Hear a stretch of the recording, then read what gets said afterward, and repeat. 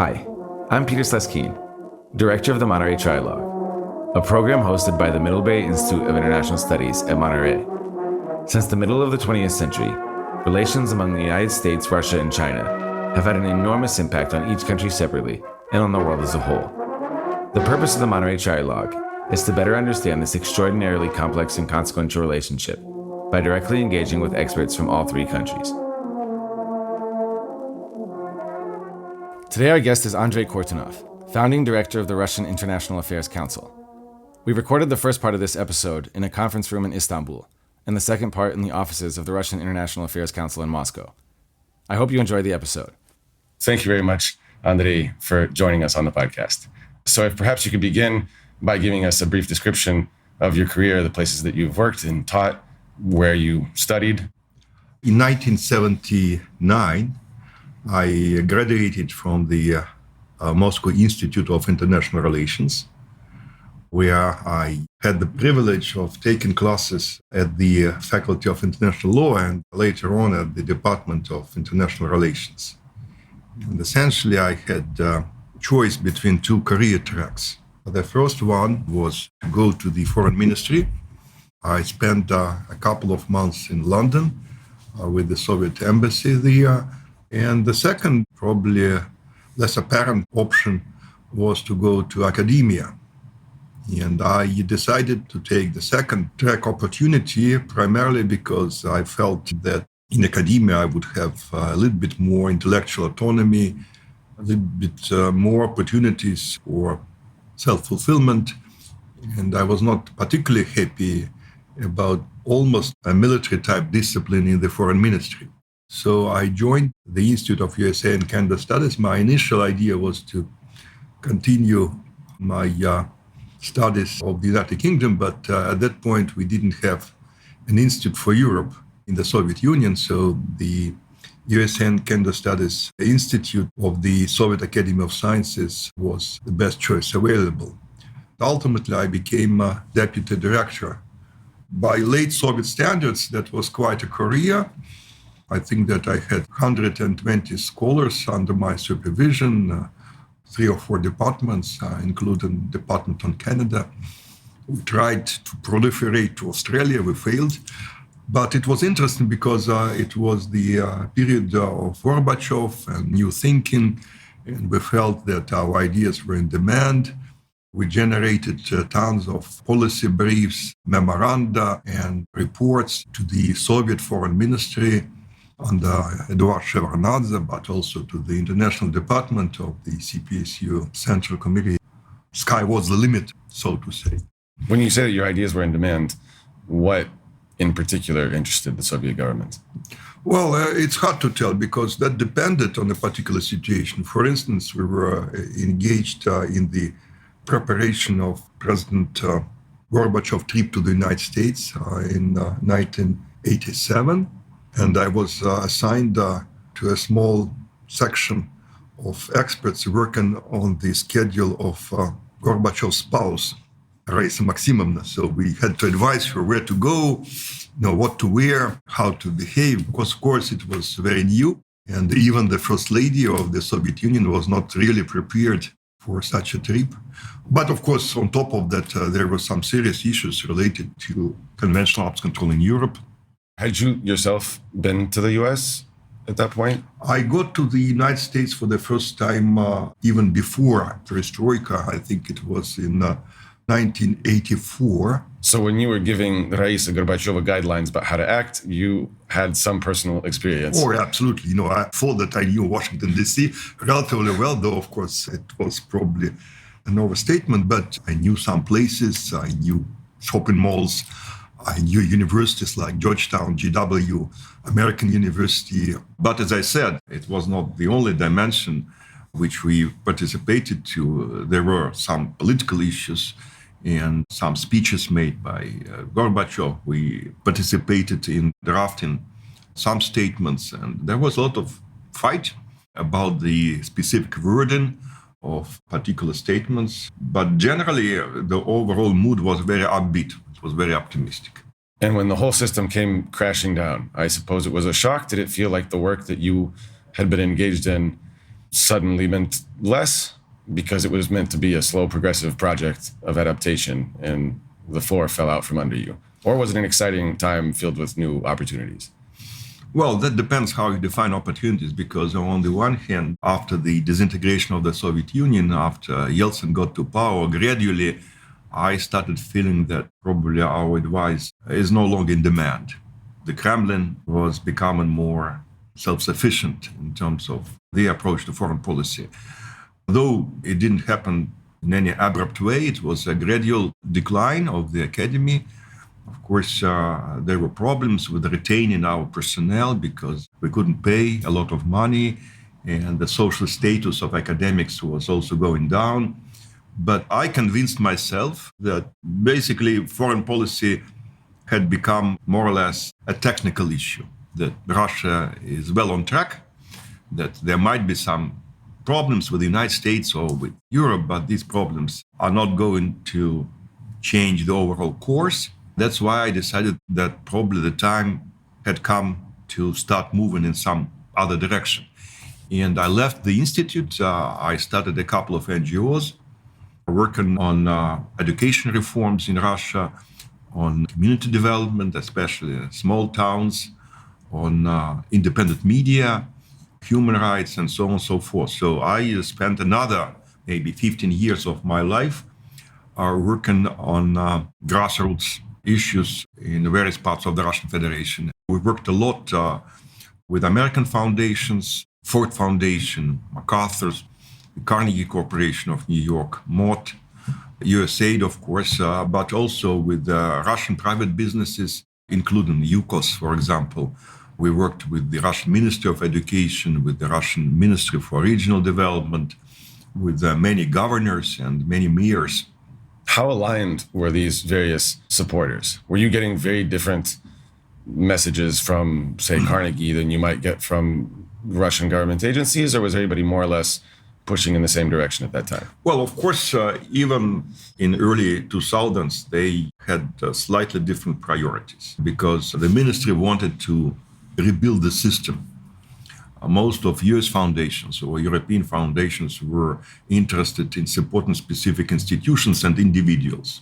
And that, from time to time, created tensions between the two sides. But there was always a way to reconcile the positions and to come up with a program that would fit into the priorities of various donors. What of those projects has endured to this day? Has it basically all suffered from the rupture in relations? I won't say that the rupture of the relations was the main cause for the problems. I think that the country has changed. It has become more centralized, more institutionalized. I watch the evolution of Russian universities. In the 1990s, they were much more autonomous than they are right now. And of course, the political environment was also changing. This new legislation on foreign agents. And the last but not the least, with the decline of the relations with the West, many of Western institutions and foundations started leaving Russia, changing their priorities and moving to other regions of the world. At what point did that withdrawal of American foundations become particularly notable? Well, I think that this process started maybe around 2004 to 2005, after the imprisonment of Khodorkovsky. But it became more explicit by the end of the first decade of the century, by maybe 2010. But the institutional inertia was significant. And there were many organizations that wanted to preserve their presence, or at least to preserve a Russian file in their portfolio. So you joined the Russian International Affairs Council in 2011, the moment that you just described as being the one where the American withdrawal had more or less become complete. Well, I shouldn't say that I joined the council. I started building the council. I was approached by Igor Ivanov, former foreign minister of the Russian Federation, to help him with this new initiative. That was in mid-2010. The decision was made by then President Dmitry Medvedev that we need such an institution as an NGO. And since by that time I had accumulated a lot of experience in NGO building, I founded maybe a dozen of them altogether, small, big foundations, associations, you name it. Igor Ivanov invited me and said, I have this proposal from the Russian leadership, and I would like you to work with me on putting it together because I have no experience in civil society and you have, so why don't we do it together? It took us about a year to launch the council, and it became operational maybe by mid-2011. And what was its purpose? The overall purpose was to find a user-friendly interface between academics and decision makers.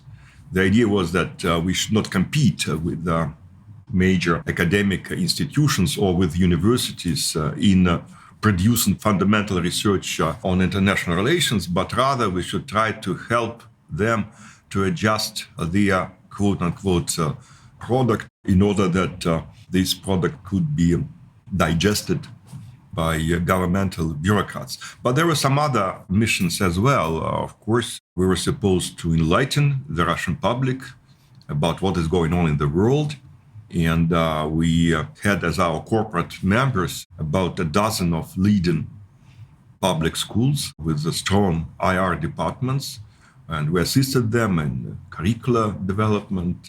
We had competitions for journalists, mostly young journalists working in the field of international relations.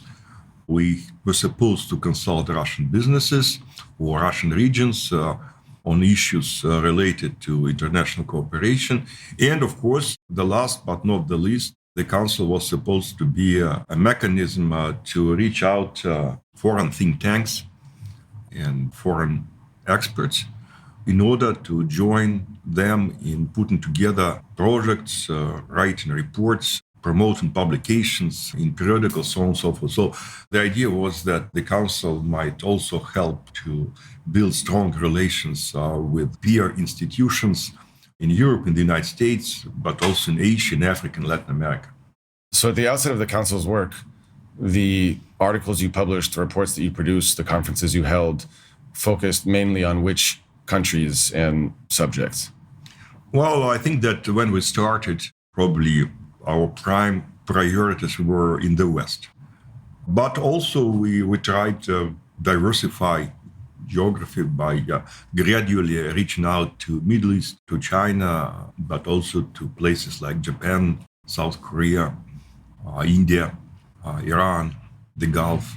But at that point, that was less of a focus. There are fewer institutional connections. When we started, definitely most of our projects were in the West. Though, I have to tell you that, for instance, with China, we had a couple of continuous projects. For instance, every year we publish a report on the state of the bilateral relations together with the Fudan University. And that started in what year? I think it was probably 2012 or 2013, but that was... So right at the outset, more or less. Yeah, it was... I think our first experience there, Russia, was the APEC summit in Vladivostok. I think it was 2012. And we were authorized to be the main coordinator of the expert dimension of the summit. It was a big deal for Russia then. So that allowed us to somehow get into Asian affairs and to get connected to a number of institutions in Asia, not only in China, Japan, Korea, as I mentioned, but China gradually was getting more and more visible on our radar screen, and it started consuming more and more of our time and our energy.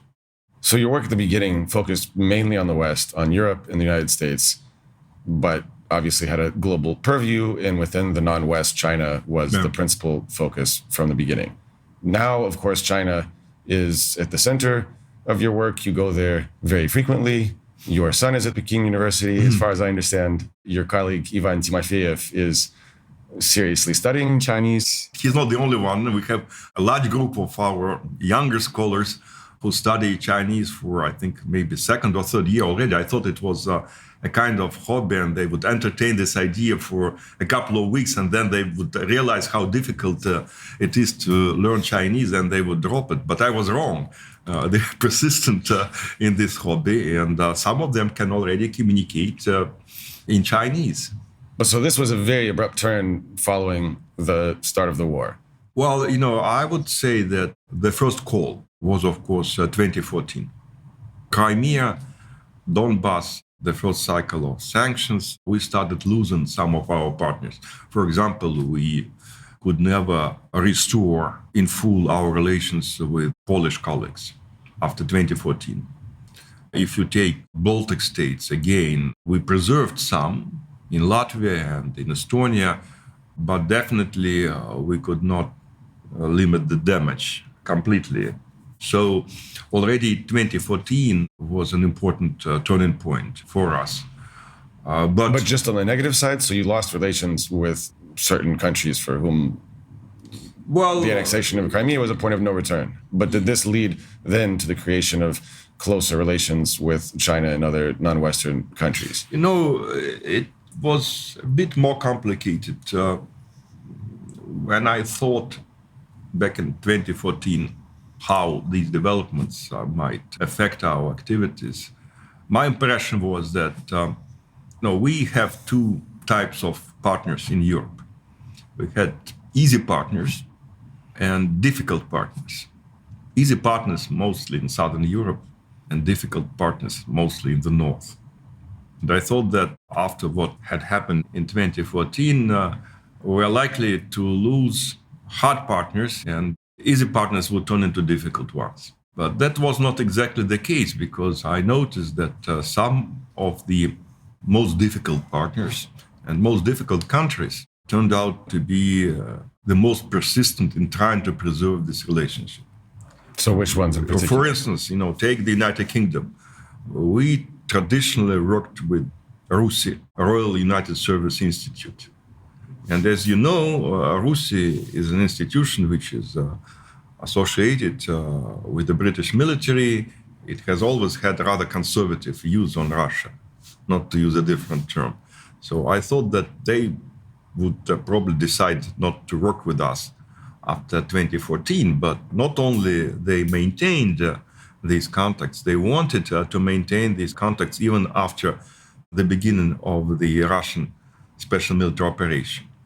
Or, take CIPRI, for example. They also were very interested in maintaining contacts. And I would even venture to say that maybe their interest grew in this very challenging international environment, because they felt that they need to have access to the Russian expert community, and they needed to keep these communication lines open.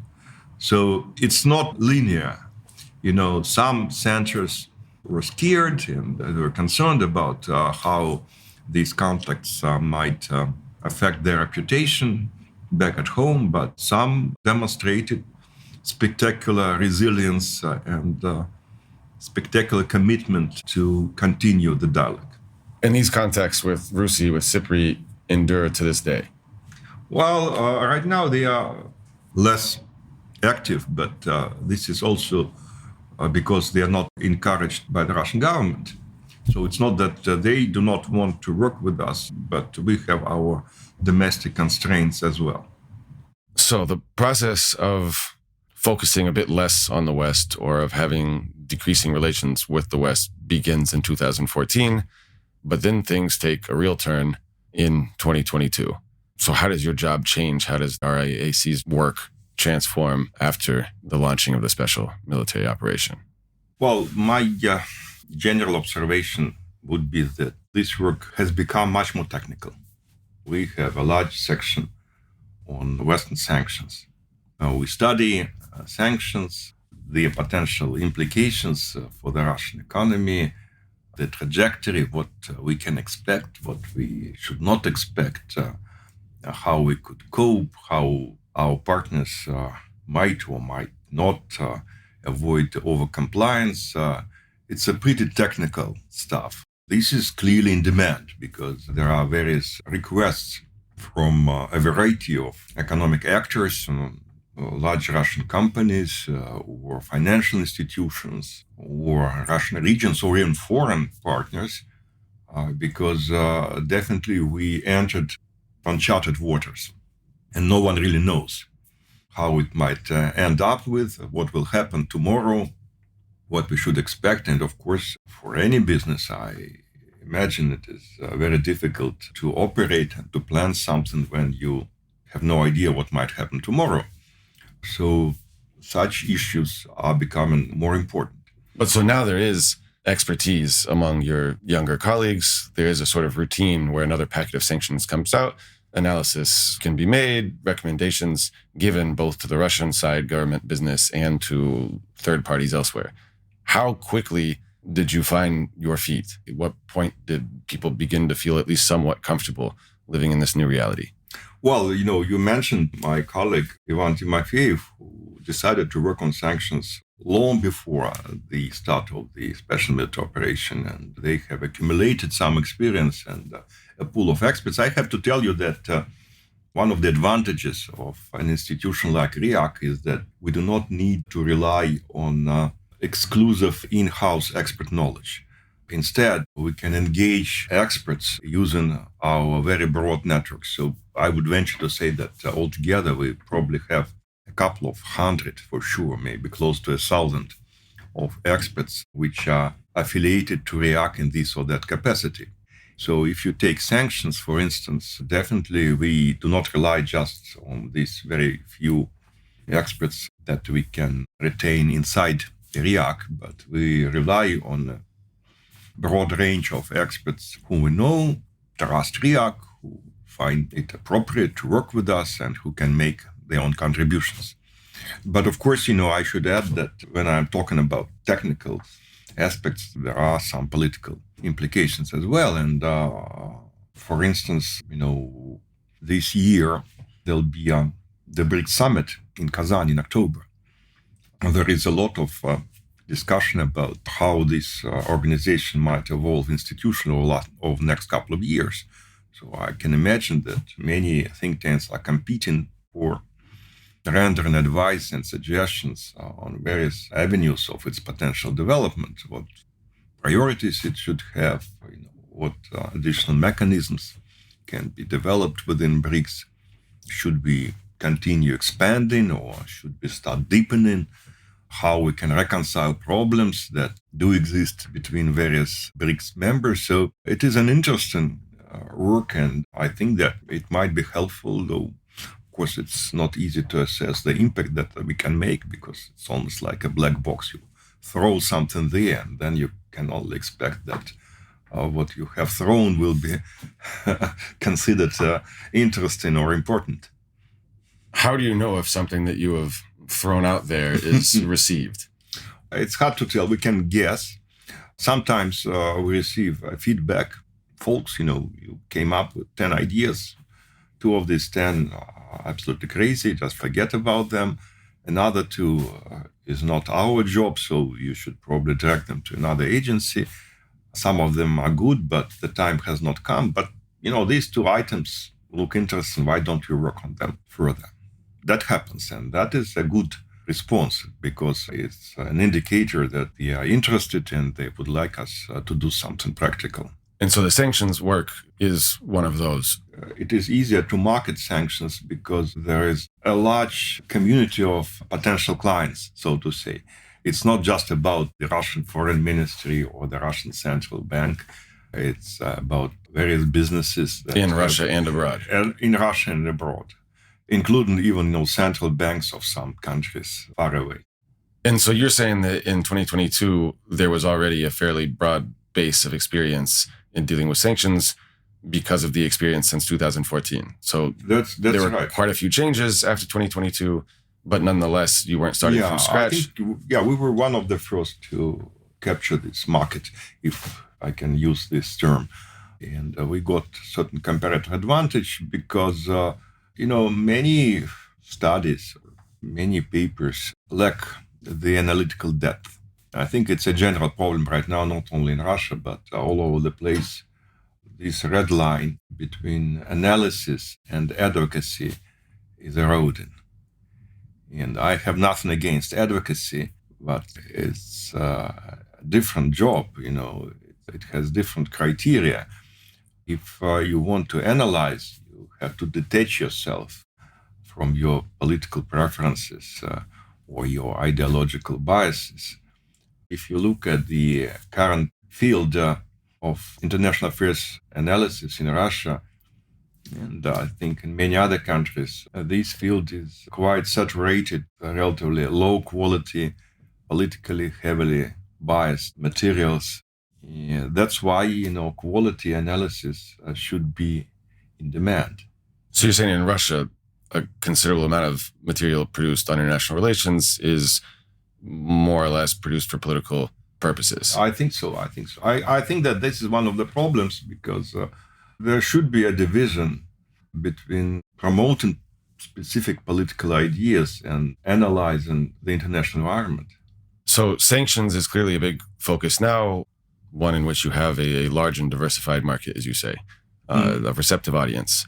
BRICS is an institution that now gets considerable attention. You've been proposing various possible modes of development. So you're saying that there are two alternatives, widening and deepening. It seems last time they went with widening, including a few new members, very different kinds of new members. Can you tell us what you proposed? Are you in favor of deepening or widening? Let me say that it's much bigger than just the future of one institution. It's about inventing and promoting a new model of multilateralism. Because we can talk about BRICS, we can talk about the Shanghai Cooperation Organization, we can talk about CSTO, about APEC, about OPEC Plus, about other organizations which you can find in plenty. And most of them are relatively weak. These are not institutions like the European Union or like the North Atlantic Alliance. Most of them are not binding. One of the reasons why nations are trying to get to BRICS is because the entry ticket is not expensive. They can afford it. They do not make any real commitments. And at the same time, they hope to enhance their international standing by joining such institutions. So what we have to do, and this is an important academic task, but also applied political task, we have to identify how this multilateralism can work in the era of weak institutions, which means that this multilateralism should be project-focused and should be situational rather than strategic. It implies its own liabilities, of course, and we can talk about that at length, but still it is better than its absence. So we work on some of these issues. We are not the only ones to do that, but we'd like to make our own contributions to the extent possible. It's interesting. It seems to be that, I suppose, the general background is a weakening of institutions overall, because the Americans are also, in some sense, taking the same approach, now favoring purpose-based coalitions, functional institutions that aren't necessarily enduring and everlasting. Well, I think that in Brussels, they would probably disagree with that. They would say that, look at NATO. It has become much stronger than it used to be. It is bigger right now. But I think that the weakness of NATO is exactly in its growth because it has become too complicated. It has become too diverse. I'm skeptical about the NATO global role. I think that the United States will ultimately rely more on institutions like AUKUS or Quad, or Five Eyes, or something like that, because there'll be a strong resistance in Europe to turning NATO into an anti-China organization. I think that many European nations are not ready to follow the United States in this direction. Yeah, Quad and AUKUS specifically were the ones I was referring to as these new That's types. Right. I agree. I think that we might see new members to AUKUS, and also, as you know, there are attempts to put together a trilateral alliance in the Northeast Asia, uniting the United States, Japan, and South Korea, and I think this process will continue. So we're entering a new era of international institutions. They will be weaker, but at the same time, they will be cheaper, they will be more flexible, more adaptive to the changing environment. So it's like, the era of dinosaurs is over, and these, huge monsters are close to extinction, while, these small, very mobile, adaptive mammals are already around. So this is definitely, future historians would probably note that it was a very serious change in international actors. Well, SCO and BRICS perhaps look mobile relative to the UN, but they are also quite large and slow to move and still at a very early phase of formation. So some of the American smaller groupings might seem to be mobile and sort of focused on a single purpose. The ones that are directed against China, obviously, foremost among them. But BRICS and SCO are a bit fuzzier. So can you explain how they fit into this new ecosystem? What kind of creature are they?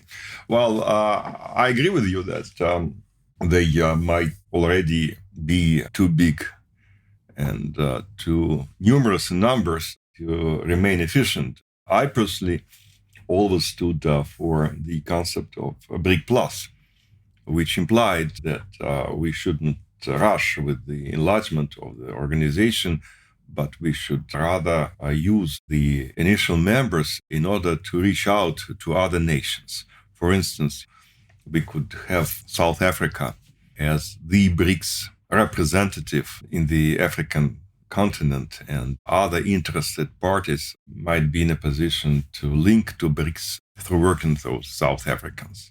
In Latin America, Brazil could play a similar role. So, in my opinion, what was really important to make sure that the red line between membership and partnership will not be as it is in case of traditional institutions. That, if you can engage into specific projects, for instance, talking about BRICS, if you can get plugged into what the new development bank is doing, that might be good enough. You do not necessarily need to fight for the formal membership. But as we see, the decision was made to pursue broadening. And I think for Russia, it is understandable because I assume that one of the prime priorities of the Russian leadership is to make sure that Russia is not isolated. How can you prove that you're not isolated? One of the ways to do that is to engage as many countries as possible into multilateral institutional arrangements that you have. So right now, President Putin can say, look, you say that you isolated the Kremlin, but why do we have this long line of nations willing to join BRICS? That suggests that you are wrong, that we are not isolated, and the world majority, or whatever you call it, is not against Russia. So I think that these are tactical political considerations, but they appear to guide the Russian approach towards BRICS.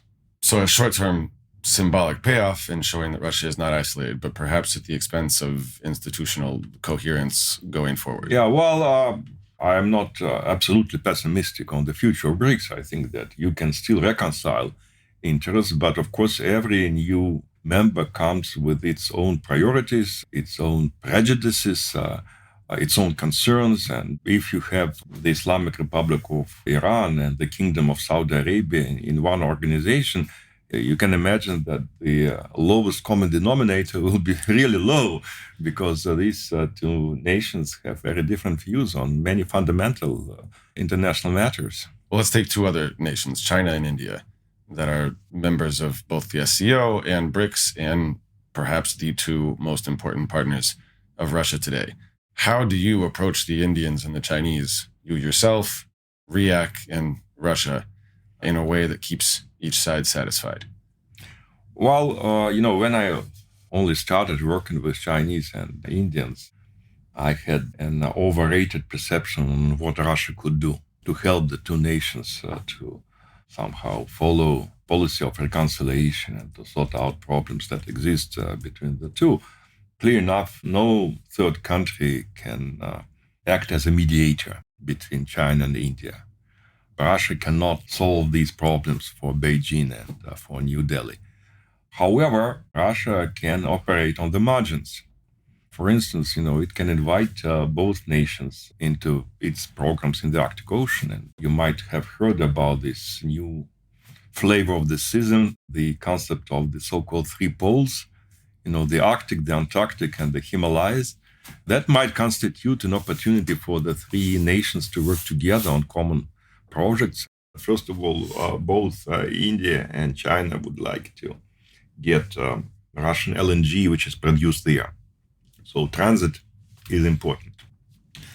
Second, Both countries are interested in exploring natural resources. Maybe not now, maybe later when global warming will open new territories there for exploration of oil and gas, some minerals. Fishing has become another important opportunity for both India and China. I don't want to overrate it. These are not full members to the Arctic Council. They do not have Arctic coastlines. But I just wanted to use it as an illustration of how Russia could work on the margins. And Himalayas, of course, we know that it's a disputed territory in some way. But on the other hand, if you look at what is going on there in terms of climate change, melting of the glaciers in Himalayas, I think that it would be only logical for countries like China and India and Russia to work together to monitor the situation and to assess implications of the changes in this part of Asia on the overall environment. So I think this is not impossible. Let's turn to China specifically. As we said, many of your colleagues at RIAC are seriously studying Chinese. It seemed perhaps a hobby. It has turned into a real pursuit. Not easy, late in life to learn a language like that, but they seem seriously dedicated. You yourself are not learning Chinese, but you are going there frequently. So what is the nature of your professional relationship to China? Who are your counterparts there? How receptive are the Chinese to the Russian interest in their country? How frequent are the interactions, and at what sort of levels? Well, we have a strategic partner in Beijing, and we signed an agreement with them a couple of years ago. I think it was maybe 2015 or 2014, something like that. We did it when I was included into the official delegation led by President Putin in Beijing. So we signed this agreement in the presence of the two leaders, which was, of course, kind of honor, because other agreements were primarily between large public companies. So we work with them, and that means that every year we have a large conference, 1 year in Moscow, another year in Beijing, and we discuss the most important challenges for the relationship, accomplishments.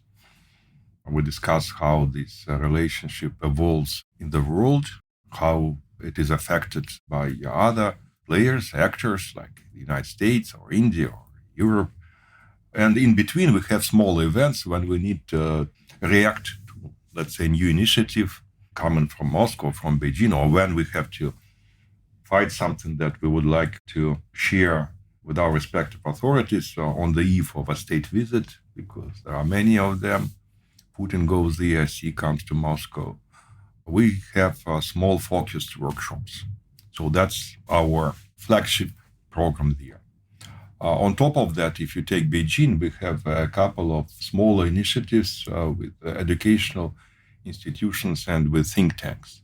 For instance, we worked with the Peking University on how China and Russia view Africa, kind of comparative assessment of our strategies, our approaches, our assessment of the African dynamics. I think it was interesting. We published a rather thick report on this issue. So we have projects like that, not only with universities, though, of course, it's not just the Peking University, but Tsinghua University is also one of our partners. I was there just about 2 weeks ago. The Beijing Global Peace Forum, Yang Tseotung, whom you probably know, a very distinguished Chinese scholar who leads this effort for already many years, I think. This year it was the 10th or the 12th forum of such kind. We work with a number of private think tanks. There are not too many of them in Beijing, but there are some. And on top of Beijing, of course, we have contacts in some other major cities, the most important of which is Shanghai. The Fudan University, every year we publish a report, a state of the relationship. We do it for already 9 years. So this report should be 10th already. And I think it's unique because it's not just, two views, but we try to merge Chinese and Russian texts into a single document and to put special attention not so much to accomplishments, some achievements, because, in this relationship, it's almost like a mutual admiration society. They praise us, we praise them, but that's not very productive. So we try to the extent possible, to be candid and even blunt, and to talk about unresolved issues, about bottlenecks, about stumbling blocks, about problems that we have to address. So could you give us a few examples of such stumbling blocks, misunderstandings, disagreements that perhaps come up less now than before, but that you have encountered frequently in your interaction with Chinese colleagues? Well, to talk about stumbling blocks, we should probably distinguish between a quote-unquote objective divergence of interests which exists. For instance, Russia and China cannot address India the same way. They have very different views on India and on some other nations in Asia or in Central Asia, or the Ukrainian issue is also something that can generate differences in views. But there are some issues which can and should be resolved in the process of more intense contacts and cooperation.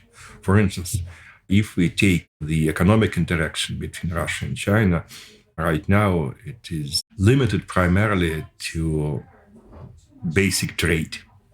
We sell oil and gas, we receive some gadgets, consumer goods, cars, things like that, which is fine, but this is not the future. The future belongs to more advanced industrial cooperation in gradually building common production and technological nets and chains. And this is something which is much more difficult, because it's an entirely different level of cooperation. I would say it is rather collaboration than cooperation itself. We need to have a joint vision of what we want to accomplish.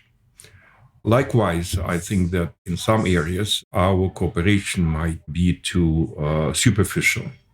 For instance, look at existing multilateral institutions which Russia and China participate to, like the Shanghai Cooperation Organization or BRICS. I think that they are still looking for a mission. And I think that we should work hard to make sure that these institutions become more efficient than they are right now. Definitely, there are many opportunities that have to be explored. So sometimes it's about misperceptions. It's about the legacies of the past. I think there are concerns on both sides. China might be concerned about political stability here. In Russia, there might be concerns about long-term goals of China vis-a-vis the Russian Federation. There are, of course, people who are convinced that China harbors some aggressive intentions and just waiting toward Russia, that it's just a matter of time. In the Far East specifically, that there's an imbalance of population and Russians are occasionally anxious. Yeah, that's right. But, if you look at the in-country migrations in China, you'll see that the northern provinces and Heilongjiang in particular are losing people, not gaining people. So people tend to go further south, not further north. Well, climate change, I suppose, could reverse course in the climate change, but also, the center of the Chinese economic activities, the southern coastline still. Well, I just mean in the future, if those areas become very hot, then perhaps the trajectory will reverse. Well, right now, obviously, from Harbin, everybody is going to Hainan. Well, Harbin is a vibrant city in itself, of course.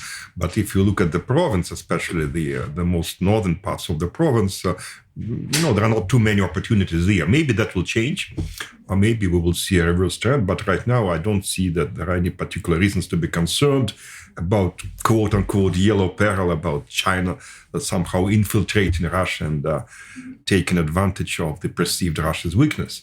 So I think that we have to deal with such misperceptions. What are some misperceptions on the Chinese side? So this is a Russian misperception. Well, on the Chinese side, I would mention, first and foremost, is that the Chinese society is divided on the issue of Russia. There are fans of Russia who believe that indeed, this is the backbone of the Chinese foreign policy, and this alliance or quasi-alliance should be preserved and further strengthened. But there are people who tend to be very critical of Russia, who believe that Russia is not really modern, that there is a lot of red tape, a lot of corruption, and that it is very difficult to deal with Russia. Its legislation is changing all the time. That's why, for instance, there are not a lot of Chinese investments in Russia. Indeed, there are different views, and it depends on Russia how to make sure that not only the leadership, but the Chinese society as well is convinced that Russia is a valuable partner and that it's worth, working with Russia and investing into Russia. But so what are your counter-arguments when you are in Beijing or Shanghai with a colleague who says Russia's not modern, Russia's corrupt, too much bureaucracy and red tape, how can we possibly do business with you? All of these proposals look great, but they don't work in practice. And you say, actually... Well, first of all, I think that it would be wrong to deny some facts which are more or less evident, that there are problems. And definitely Russia is a project in making, so to say. We hope that the current crisis might become an important incentive for Russia to change. And we see that, at least it seems, that the Russian leadership is getting much more serious about fighting corruption, about enhancing the efficiency of the Russian economic system. And to be fair to Russia and to the Russian leadership, I have to say that 2.5 years ago, when Russia only started its special military operation in Ukraine, and when it confronted this avalanche of international sanctions, many economists, I would say, the majority of economists believed that Russia would yield under pressure, that it would implode, that it would crumble, it would confront a very serious crisis. But Russia has demonstrated a lot of resilience that cannot be denied. At least economically, it turned out to be much more stable than many thought it would be, which suggests that there are some strong features in the Russian economic system that have to be taken into account. So the glass is either half full or half empty. That depends on how you look at it. Well, let's try to look at it more carefully and finish with your prognosis about the results of the current crisis. So either the possible conclusion of the war in Ukraine, various possibilities for negotiation and settlement, or if you want to go more broadly, the future of Russia-US relations over the next 5-10 years. Well, let me say that no matter how this specific conflict ends, and we can speculate about the details of the territorial settlement, how the line of contact will be or will not be secured, I think that the reality is that this clash between Russia and the West, unfortunately, will continue at least for some time. Right now, I find it difficult to imagine that this conflict can be resolved anytime soon, because it's not just about Ukraine. It's about fundamentally different views on the world, on the international system, on what is fair and what is not, what is legitimate and what is not legitimate, and how a new global order should look like. So the differences are fundamental. I think that differences are probably less fundamental at the level of societies, because even now the Russian society is not that different from societies of its West neighbors. If you look at the basic sociological data, if you look at social structure and urbanization, education, career expectations, consumption models, the rate of divorces or whatever, you'll see that we are somewhere in the middle, maybe between Poland and Germany, but clearly not very close to East Asian countries. So we remain a predominantly European power. But at the political level, at the level of the political classes, the clash is fundamental and it's not likely to fade away too soon. However, I think that we can still hope for what I would call managed confrontation, because both sides, the West and the Russian Federation, are interested in avoiding excessive risks and preventing an inadvertent escalation, which unfortunately is still possible. They are also interested in cutting down the costs of an uncontrolled arms race. That's why I stay cautiously optimistic about our ability to gradually restore some basic communication lines, especially mill-to-mill communication lines, maybe gradually moving towards confidence-building measures and ultimately to some new model of arms control. It will be a slow movement because definitely you need to have some trust, which is absent right now. But I don't think that there is any other way. And I hope that on both sides, common sense will prevail, because no one is interested in committing a suicide, which might happen if the current trends are not reversed. But so you think the significance of Ukraine might lessen in the coming year, 2, 3, but the conflict will endure. It will just have to be managed and resolved across many different dimensions beyond Ukraine. I think that Ukraine, if there is no decisive victory of one of the sides, Ukraine will continue to be a bleeding wound for Russia, because it will be a major drain of resources. Ukraine will continue to be emphatically anti-Russian, no matter how this conflict ends. And it will probably take generations to restore some more or less normal relations between the two nations.